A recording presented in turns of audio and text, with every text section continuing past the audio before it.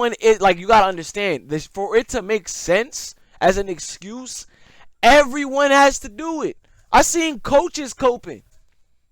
I see some players like giving a nigga props and everything, but I seen coaches coping. Man, you know, like, if he really had whatever, make your niggas do that shit. Tell your niggas to go and do that. You worried about, oh, how ethical was it that, how did he get the 83 bro, fuck all that. The point is, he got the points, they counted, and they won. Maybe you could take a couple notes. What the fuck? If niggas want to make it look so easy or make it sound so easy, why isn't everybody in the league doing the exact same thing? We should have everybody averaging 80. We should have everybody averaging 80. If all it took for him was to draw fouls and just go up against an ass team, every time a good team go up against an ass team, the best nigga on the team should drop 80. Anyone on that team should be dropping 80. Niggas aren't dropping 80 plus points every fucking day. Niggas are not doing that shit. What the fuck? Shooters, niggas don't really be shooters. Shit go left, I know how to. Shit go left, I know how to maneuver. I can get bread on the block of computers. I ain't bulletproof, but I'm up first. I'm too paranoid, I don't be trusting.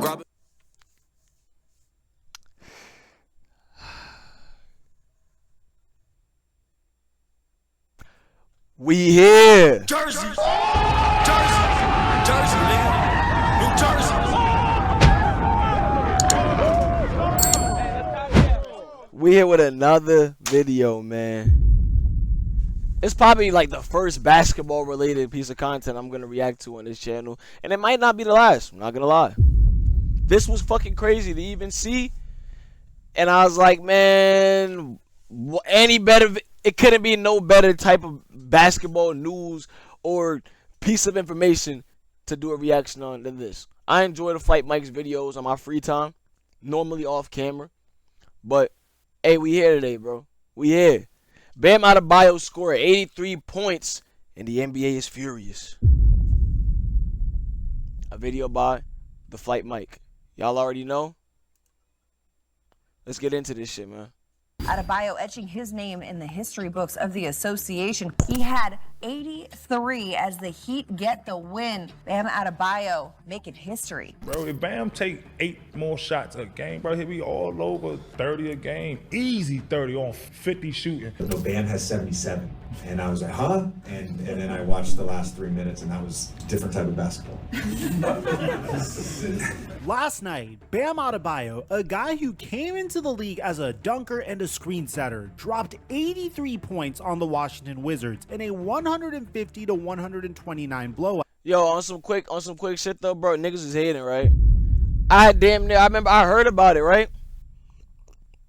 I heard about it before I even got to watch the game, like, cause I ain't catch the actual game. I had to go watch the motherfucking highlight. I get on the Instagram, everybody talk about some, yo, Bam Adebayo just beat Kobe's fucking record in one game, points and scored in one game. I was like, what the fuck? Cause like not too long ago, I was just rewatching this shit, the footage of Kobe doing this shit. So I'm like, what? Bam? That is not the nigga I expected that shit to happen. I ain't gonna lie, I expected that shit from no glaze from Curry. Bam Adebayo? I was like, and he ain't ass. It's just like somebody said it the best. This guy has to be the most random person ever to just go and break this record. Like, he's not ass, but it's just like, if you know, like, come on, Bam?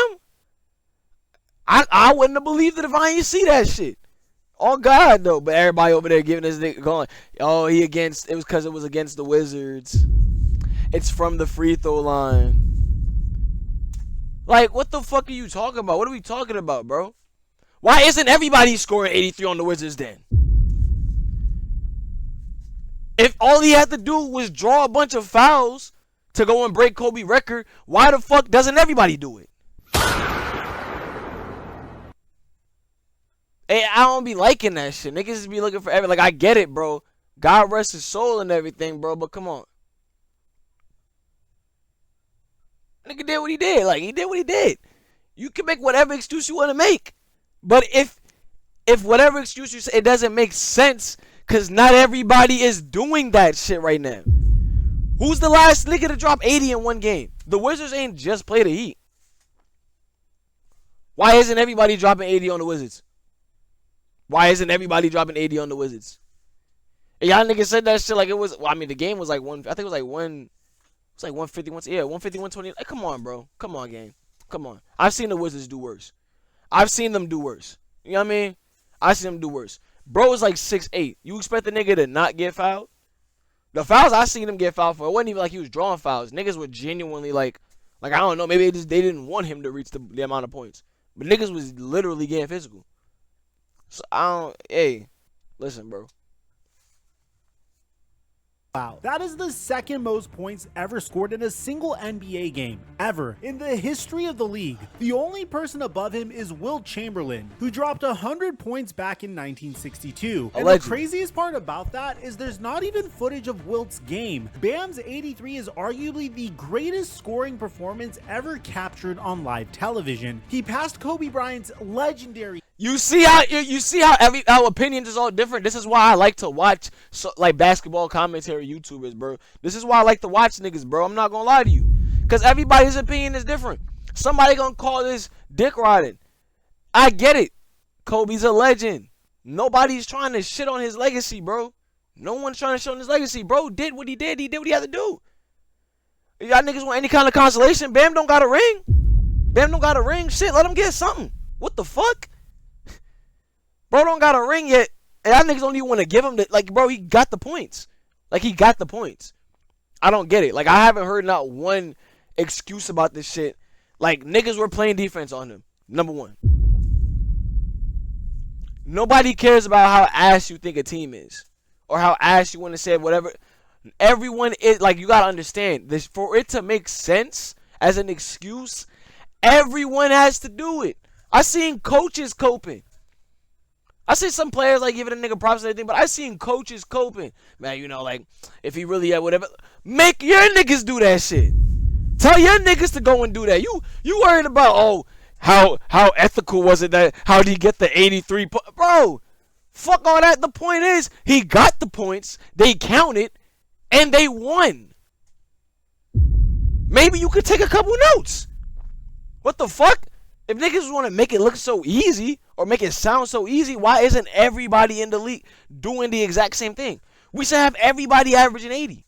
We should have everybody averaging 80. If all it took for him was to draw fouls and just go up against an ass team, every time a good team go up against an ass team, the best nigga on the team should drop 80. Anyone on that team should be dropping 80. Niggas aren't dropping 80 plus points every fucking day. Niggas are not doing that shit. What the fuck? How long ago did Kobe do that shit? Like, come on, gang. Y'all, boy, look, yo, I'm telling you, bro. The 81-point game. Bam grew up idolizing Kobe, and when he was asked what he thought Kobe would say to him, he said this. He'll probably say me do it again. Do it again. I already know what you guys are thinking. That's exactly what Kobe was saying. They're tanking. Bam shot 43 free throws. Trae Young wasn't even playing. And you know what? You're right about all of that. Nobody, hey, I don't want to hear nobody say that. On God, I don't want to hear nobody say Trae Young wasn't playing. That was why. If y'all watched that first game with Trae, like, he had some good plays, bro. But that shit was probably the biggest waste of my fucking time ever, bro. That shit was the biggest waste of my time. Y'all niggas don't understand, bro. Like, no glaze. I literally had my dinner saved, right? Like, my shit was right there. I said, oh, I seen the Wizards game, the highlight shit on YouTube. Oh, let me go watch this shit. Bro, I sat there with my food, man, because I should have just went to go watch something else, bro. I should have went to go watch a podcast or some shit, bro. That shit was mad disappointing. Straight, like I said, some good plays, but it just wasn't like, nah, bro. I don't know, bro. I don't know what was going on there, bro. I don't.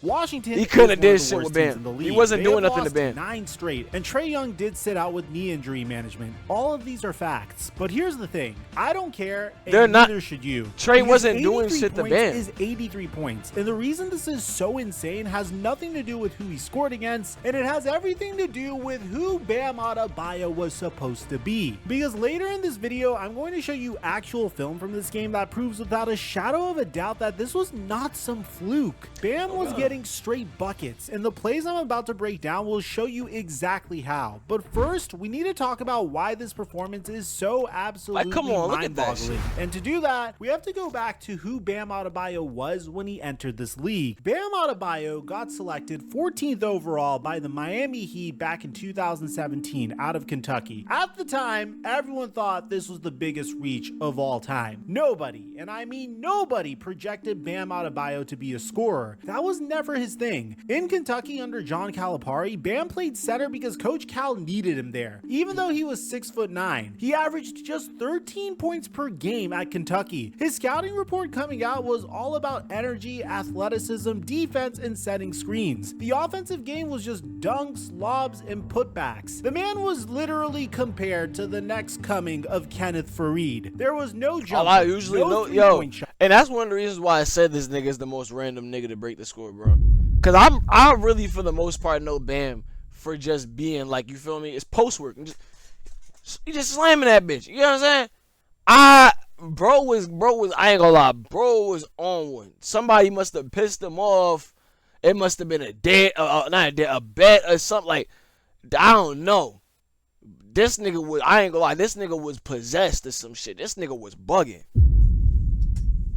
There was definitely no projection of an 83-point explosion, and for his first few years in the league, that's exactly what Bam was. Bam averaged 6 points per game as a rookie, then 8.9 the next year. By year 3, he started to blossom a bit, averaging 15.9 points per game with 10 boards and 5 assists. This got him his first All-Star nod in 2020, but even then, his value was never about putting the ball in the basket. It was about everything else: the defense, the passing, the switching, the screening, the hustle. Bam was the ultimate glue guy on a championship contending team. He was never a go-to scorer, and the biggest hole in his game was his three-point shot. Through his first that shit was good. That shit was good in that game. Hey, that shit wasn't a weak spot in that shit, bro. I ain't gonna lie, that nigga, hey,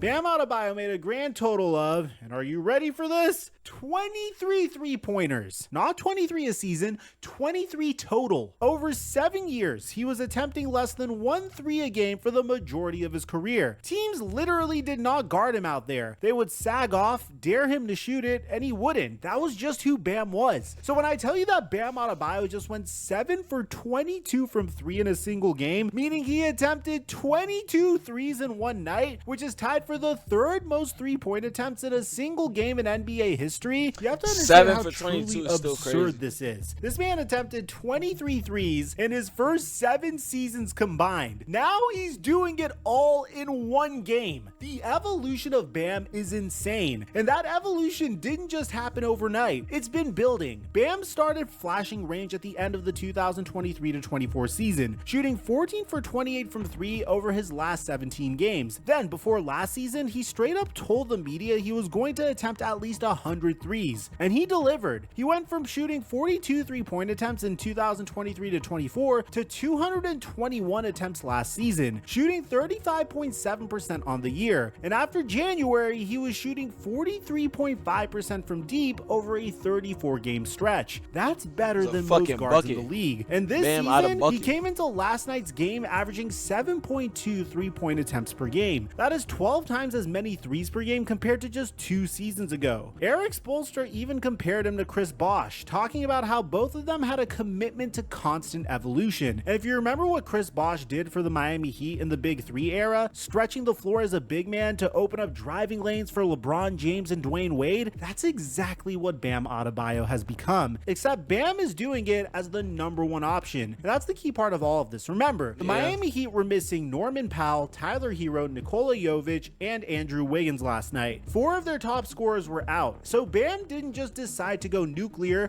Bam was, them niggas was alive, but he just got, he was motherfucking possessed by the spirit of all of them niggas, bro. No Diddy. You got what I'm saying? That nigga had everybody's game, bro. That nigga was over there, cause Tyler Hero be, what? Tyler Hero's a bucket, gang. That nigga Bam was bugging, gang. I can't stress this shit enough, bro. Like, I can't. This nigga was snapping, bro. Had to be the guy. And the Bam from even 3 years ago could not have done this. He didn't have the 3-ball, he didn't have the shot creation off the dribble, and he didn't have the confidence to take 43 shots in a single game. But this version of Bam, this version is a completely different animal. Now let's actually talk about how this game unfolded, because the way it built was just as crazy as the final number. Bam came out in the first quarter and dropped 31 points. 31 in one quarter. He went 10 of 16 from the field, 5 for 8 from 3, and 6 for 7 from the free throw line, all in the first 12 minutes. That alone was a record for points in any quarter. The old record was just 25, and we're talking about a franchise that's had LeBron James, Dwayne Wade, Shaquille O'Neal, and Alonzo Mourning walk through those doors. By halftime, Bam had 43 points. His previous career high for an entire game was 41. He broke his career high before he even got to the locker room, and his first half stat line was just ridiculous. 13 for 24 from the field, 5 made threes, and he accounted for nearly 2/3 of the Miami Heat's made three-pointers as a team. And he threw down a massive two-handed dunk through Alexandre Sarr that had the entire building absolutely rocking. I mean, look at this. Quarter, here comes Bam again against Sarr. He slammed it. The third quarter is where he went from incredible game to, wait, are we watching history? He put up another 19 points in the third to get This to nigga was on a 62, heater, which was bro. tied with Kobe Bryant for the most points through 3 quarters in modern NBA history. And at that point, the entire NBA was watching. Kevin Durant called it out, saying it takes incredible stamina to put up 40 shots, 40 free throws, and 23s and actually make them. LeBron James hopped on social media and just posted Bam. emojis. Dwayne Wade was going crazy. Jalen Brunson just tweeted, bro, what? The whole league was locked in. And then in the Insane. fourth quarter, Eric Spoelstra kept him in. When asked about it later, Spo said this. And I damn for sure was not going to take him out. The Heat even I damn for started sure wasn't gonna take him out. intentionally fouling the Hey, that would have been the biggest parade on a downfall, gang. I ain't gonna lie. Imagine you about to break the record. Imagine your coach a big Kobe fan. Imagine you about to break that nigga record. You like, hey, you out? Come on. Like, I'd be like, coach, come on, I got some more in me, bro. I got some more in me, coach. Come on. That'd been crazy. Imagine that nigga would have got to like 80. You'd be like, bam, come on, you bugging. Niggas said they was gonna have that nigga going piss in the cup right as he got off the court. Walk right in the locker room, piss right in the cup. Gang, you are bugging.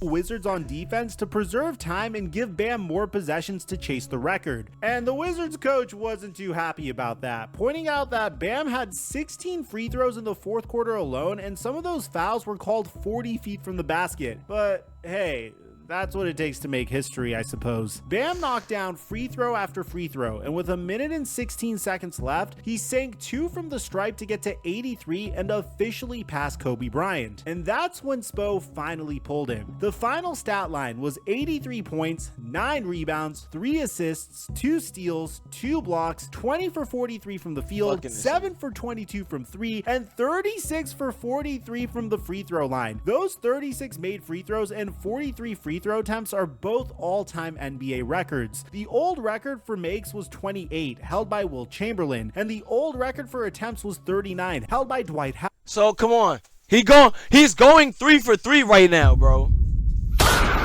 He's going 3 for 3 right now. Come on, you want to say the Kobe one? You say he had the free throw line. He still went crazy at the free throw line. Come on. Give the nigga something, bro. Like, come on, bro. What the fuck? Bam shattered both of them. He also became the first player in NBA history to make 25 free throws and 5 threes in the same game. When it was all over, Bam didn't hesitate when they asked him where this ranks in his career. Where does this night for you personally rank in your career? Number 1, for sure, number 1. Now, while the entire NBA was losing its mind and celebrating what Bam just did, not everyone was impressed. In fact, some people were straight up disgusted by this, and I need to address this before we get into into Look the at film, the because I think coaches these takes are important hating here, even though I don't really agree with most of them. Let's start with the loudest one. ESPN's Tim McMahon went on the Hoop Collective podcast and absolutely went off. It honestly was just awful, hideous, disgusting. Basketball down the stretch. He's jacking up threes while being triple teamed. He even compared it to the time that Ricky Davis tried to get a rebound off the wrong basket just to complete a triple-double. Honestly, he's the worst stat chasing since Ricky Davis tried to get a rebound on the wrong basket to get a triple-double. And then he said, and this is the big one, I never, ever want to hear about heat culture and professionalism and all that crap again. He said that he enjoyed Wemby's 39 points more than Bam's 83. I enjoyed the ethical 39 by Wemby more than I enjoyed the egregious 83. Now, if you think that was crazy. harsh, you should see what the Wizards head coach said about this. Because he was coaching against... You don't get to talk coach your niggas better, bro. Do what Bam did. Because it was legal. It was legal. Otherwise, the points wouldn't have counted. So maybe y'all should do that. Bam this game. After the game, Brian Keefe went up to the podium and said, the fourth quarter has turned into not a real basketball game. He pointed out that Bam shot 16 free throws in the fourth quarter alone, and that his team was trying to foul everybody except Bam to stop the scoring, but the whistles just kept coming. He said he couldn't explain some of those calls, including fouls being called 40 feet from the rim, and honestly, you could see the frustration all over his face. He also took a subtle shot by saying the Wizards let Bam get hot. We gotta be better with our ball security, and we gotta own the fact that we let this guy get hot, and that's on us. Like, the first three quarters were on them, but W the fourth accountability quarter was manufactured. Then you had JJ Redick, the Lakers head coach, who was a little more subtle about it, but you could still hear what he was really saying. When asked about Bam's 83, JJ said this. No, Bam has 77. And I was like, huh? And then I watched the last 3 minutes, and that was a different type of basketball. Now, on the surface, that sounds like a compliment, right? Incredible, but read between the lines. He specifically called out the last 3 minutes, the stretch where the Heat were intentionally fouling, force-feeding Bam, and the game basically stopped being a competitive basketball game. He's basically co-signing what Keefe said without being as blunt about it. A different type of basketball is JJ Redick's polite way of saying that wasn't real basketball. And then this might be the most telling of all. I personally love Victor Wembanyama. I mean, how intense he was during the All-Star game. The man literally hates Chet Holmgren for winning a medal over him when they were 17 years old. The intensity that he brings to the game of basketball is something that I believe the game has been missing since the days of the late great Kobe Bryant. And when a reporter asked if Bam's 83 gave him any inspiration to score, Wemby's response shows you that type of intensity. I think we're playing a league when there's plenty of inspiration to look up to, but yeah, I saw. That's it. No congratulations. No, that's amazing. No hype at all. Just he reading into it too much. Wemby just probably don't. He's not gonna sit there. It's like the nigga's not even on his team. Like, how crazy do you want him to go? Like, oh my god, he did anything. That shit was fucking amazing. That was insane. Like, that's for us to be like, you know what I mean? We're not on any of these. Like, we could be hyped. All right, we could be hyped. I don't think he's just gonna, he did that. I could probably do the same. But you don't want to say that, and then now everybody's waiting for you to do the same. And then I was like, oh shit, like when you gonna do it? You just said that you could do it too, so when you gonna do it? So I think his response was calm. I think Mike reading into that too much. I think he just kind of some nonchalant ass response. Shrug and yeah, I saw this. And look, maybe Wemby was just being chill. Maybe he was just tired after his own game. But when you put his reaction next to the way guys like LeBron, KD, D Wade, and Giannis reacted, Wemby's non-answer says a lot. He clearly does not think this was some incredible feat, or at the very least, he wasn't about to go out of his way to gas it up. So you've got an ESPN analyst calling it disgusting stat chasing, the opposing head coach saying it wasn't a real basketball game, a head coach in JJ Redick politely calling it different basketball, and then the next face of the NBA saying, yeah, I saw, and just shrugging it off. That's a lot of disrespect for a man who just scored the second most points in NBA history. And this is exactly why I need to show you some film, because the haters want you to think that this was all free throws and stat padding. And it was not. 43 free throw attempts. Nobody's denying that. But what they don't want you to see is what Bam was doing with the basketball in his hands when he wasn't at the line. The plays I'm about to break down prove to you that Bam wasn't just getting calls, he was getting straight buckets. real buckets through real defense. And the plays I'm about to show you wouldn't have been possible for the Bam Adebayo of even 2 years ago.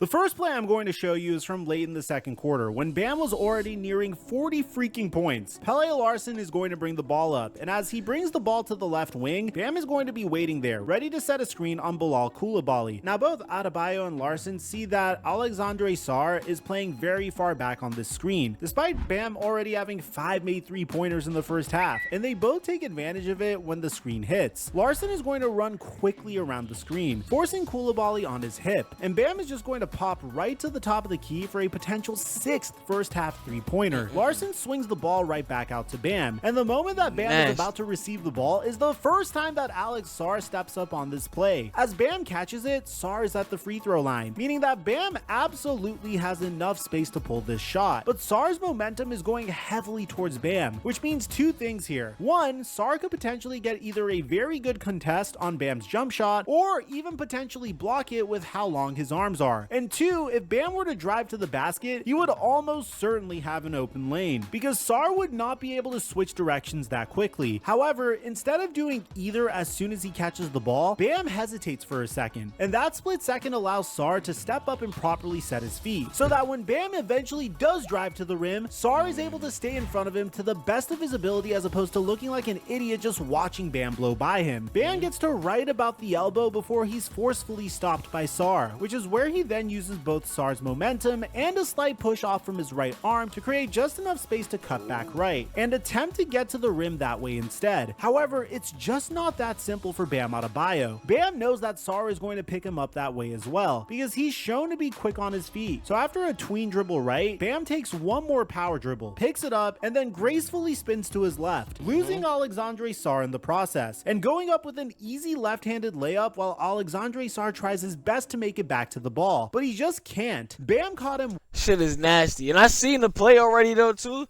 I ain't gonna lie, watching this shit play frame by frame make this shit like a whole different play. I'm over there looking like, yo, there's so many different things like I could have sworn he would have did. Like, what if the nigga already thought he was about to go for a 3-pointer, so he just grabbed the ball, faked that shit, and then just drove to the right, like, cause bro was already running to the left, bro.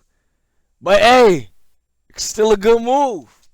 Way too off guard, and the fact that Bam went up with the offhand confirmed that Sarr would not have enough time to properly contest this shot, and it became a routine play for Bam. The next play I'm going to show you is from the fourth quarter, and instead of it being strictly a Bam highlight, I'm going to highlight a set that Eric Spoelstra ran, because he played a huge part in this historic night as well. Drew Smith is going to bring up the ball here, and as he's bringing it up, I want to point out where everyone is in this 4-man set. Smith is on the left wing. You have Jaime Jaquez coming up the court near the right wing. You have the dunk contest winner Kashad Johnson in the right corner, and then you have Bam in the right mid-range. Once Drew Smith gets to his spot, he's just going to play around Jaden Hardy for a bit before he swings the rock over to Jaquez in the opposite wing. As this is happening, Bam is going to begin rotating to the right corner, and Kashad Johnson is going to make his way inside. Well, Kashad Johnson, quote-unquote, making his way inside was him setting a screen on Bam's man, Anthony Gill, allowing Jaime Jaquez to swing the rock over to a wide-open Bam as quickly as possible, and allowing the red-hot man to reignite the flame to give him almost 70 points at this time. The last play I'm going to show you today is probably the toughest from this entire game, even though it may not seem like it at first glance. Simone Fontecchio is going to receive the ball at the right wing, but more importantly, as this is happening, Bam is attempting to get free from the hardest defense that Bilal Coulibaly has ever played in his life, because late in this fourth quarter, the Wizards were doing everything they could to stop Bam from getting 80. Fontecchio swings it around to Drew Smith in the corner, and while this is all happening, Bam is slowly backing down Coulibaly into the paint. However, Coulibaly makes one mistake. He thinks that because Bam is in so deep, he can step in front of Bam and prevent a passing lane, but that's not what happens at all. Bam continues backing down Coulibaly, but now he isn't backing him down into the paint. He's backing him down away from the paint, creating a ton of space between the two players and the basket. And Drew Smith is just going to lob this pass in there right over Coulibaly's head and into Bam's hands, who then draws an additional 2 Wizards defenders, one of which fouling Adabeyo and giving him an and-one opportunity at the free throw line after he goes up and makes a layup. The fact that Bam Adebayo was over 70 points into this game, almost 40 minutes into this game, and still had the strength and willpower to completely body Bilal Coulibaly in the paint is just proof in itself that he deserves this milestone. I'm saying though, like, that shit not easy, bro.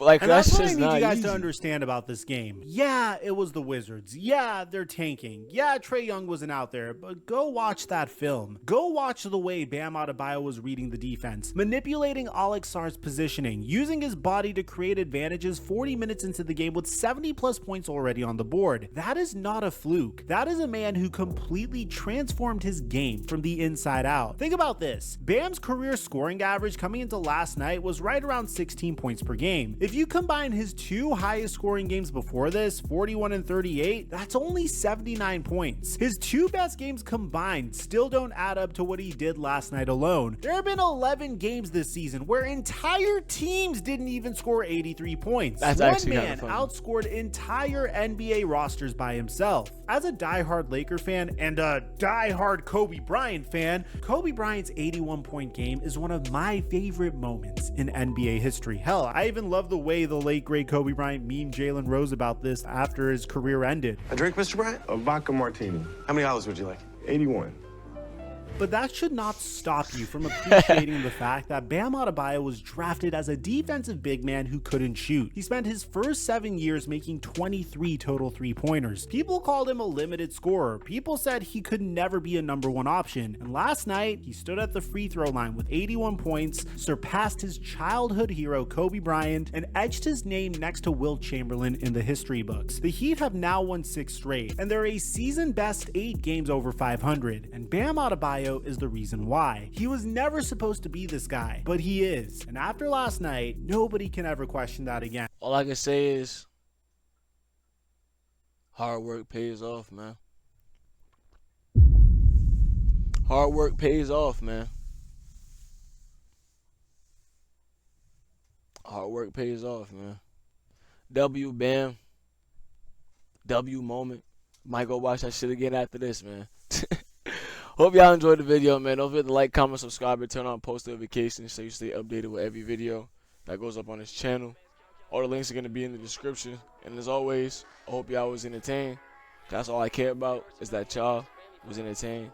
And I'm going to see y'all in the next video. Peace out. It ain't no need for discussion. I just gotta keep working. Whole lot of things that I'm trying to purchase. Trust in the hills, only seeing murder. I ain't rich, but my pockets ain't hurting.